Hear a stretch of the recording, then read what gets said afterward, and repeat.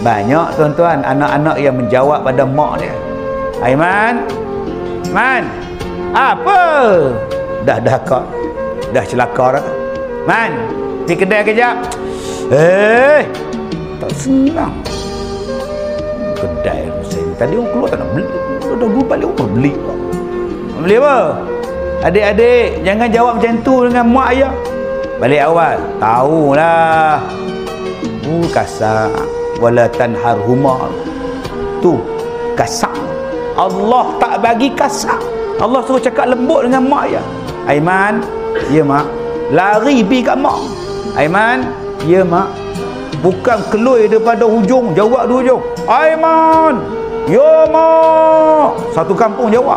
Oi, salah tu adik. Jangan kasak dengan mereka. Allah kata wa qul lahum qawlan karima, cakap yang baik-baik, perkataan yang mulia. Jangan cakap orang tua. Orang tua aku dia payah betul. Orang tua hang panggil mak hang, bapak hang. Tak boleh panggil ibu saya, ratu hati saya, bapak saya, jiwa saya. Oh, dengan makwa hang panggil ratu hati lah, pengarang jantung lah. Kalau pakwa hang tu macam-macam lah, darlingku lah, babyku lah. Mai kepada mak pak orang tua aku. Padahal hang sakit, orang tua tu lah belah. Hang kecil dulu, orang tua tu lah basuh berak kat hang. Hang panggil orang tua. Allah pesan panggil mak dengan bahasa yang mulia, bapak dengan bahasa yang mulia. Kalau kita masih ada mak bapak, tak dapat keredaan mak bapak, Nabi kata apa? Celaka.